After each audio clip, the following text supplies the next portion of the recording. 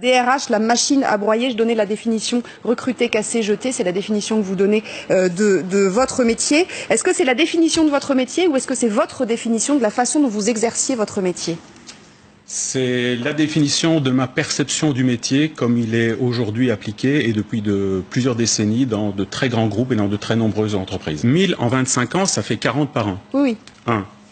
1000 par rapport aux 6 300 000 chômeurs en France, ça veut dire qu'il y a 6 299 000 chômeurs qui le sont non de mon fait. Et enfin, 1000 sur 25 ans, quand Xavier Brossetta, monsieur Xavier Brossetta, se fait déchirer sa chemise à Air France, il vient d'en annoncer 2900 comme ça.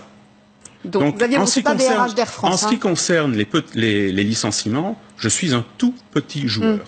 Comment est-ce que vous ciblez les salariés qui doivent partir? C'est pas moi qui les cible, c'est le manager. Comment est-ce que le manager cible le salarié qui doit partir? Qu'est-ce que c'est qu'un bon salarié qui peut rester dans une entreprise? Comprenez derrière ma question, est-ce qu'il faut être brillant pour avoir une chance de rester et d'évoluer, ou au contraire pas trop brillant? Voilà. Alors il y a une qualité dans tous les grands groupes qu'il faut avoir, c'est être conformiste. Bien être dans le moule. Déjà ça augmente vos chances de survie et de probabilité de progression. Ensuite, il n'y a pas de profil, parce que ça peut changer en fonction des besoins de l'entreprise.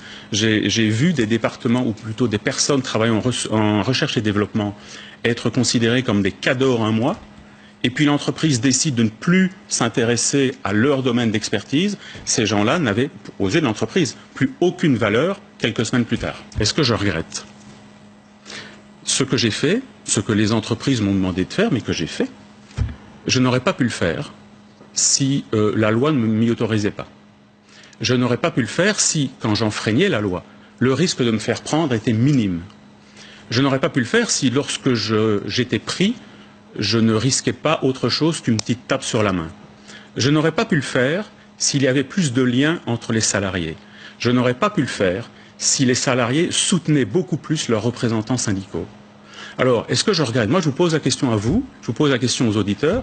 Est-ce que vous regrettez de ne rien avoir fait quand c'est votre collègue qui s'est fait gicler?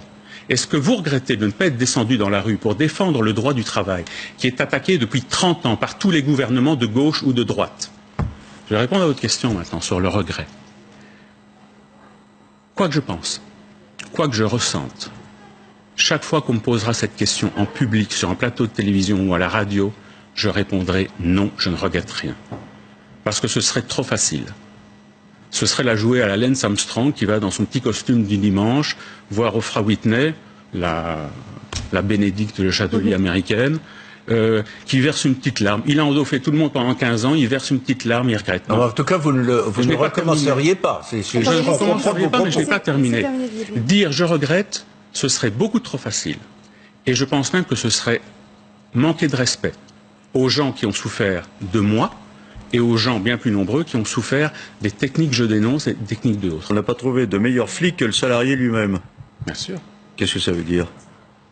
Que la meilleure personne pour se mettre la pression pour travailler et pour surveiller ses copains, c'est le salarié lui-même. Vous pensez que les salariés se surveillent entre eux?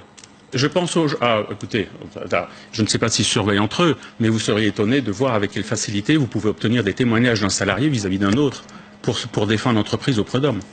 Il n'y a plus de solidarité en entreprise.